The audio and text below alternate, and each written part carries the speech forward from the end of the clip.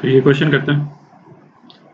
String जो है वो 30 सेंटीमीटर डिस्टेंस पे क्लैंप कर रखा है। तो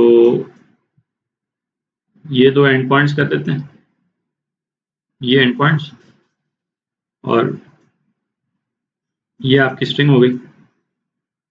ठीक है, और डिस्टेंस कितना है? 30 सेंटीमीटर।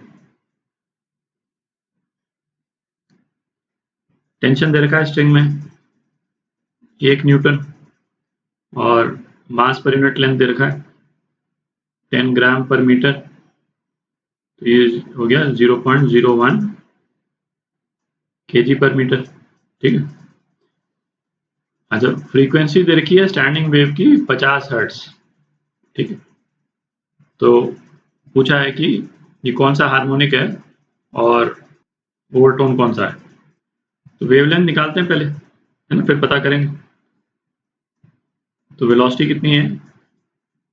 वेव की वेलोसिटी जो है स्ट्रिंग में tension upon mass per unit length 1/0.01। ये कितना हो गया? 10 मीटर पर सेकंड। स्टैंडिंग वेव की फ्रीक्वेंसी क्या दे रखी है? फ्रीक्वेंसी दे रखी है 50 हर्ट्ज, है ना, या 50 पर सेकंड।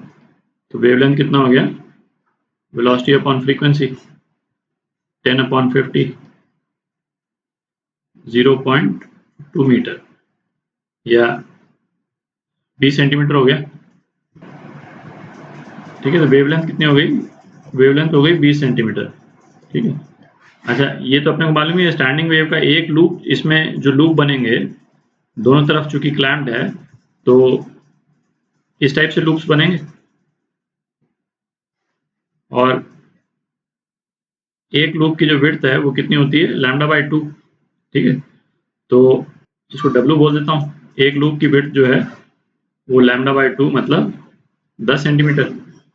ठीक है, और ये 30 सेंटीमीटर का स्ट्रिंग है, इसका मतलब इसमें 3 लूप बने होंगे। तो जो स्टैंडिंग वेव है वो कुछ इस टाइप से बनी होगी। इसमें एक लूप ये हो गया, एक लूप ये हो गया। स्टैंडिंग वेव है वो ऐसे बनी होगी।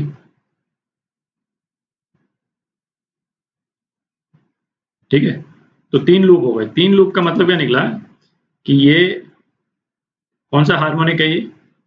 ये है आपका थर्ड हार्मोनिक, और ओवरटोन कौन सा है? Second overtone. ठीक है, 3 लूप हैं, है ना। थर्ड हार्मोनिक है ये, फंडामेंटल फ्रीक्वेंसी से 3 गुना है। थर्ड हार्मोनिक का मतलब ये निकला कि फर्स्ट हार्मोनिक का 3 गुना है या फंडामेंटल फ्रीक्वेंसी का 3 गुना है।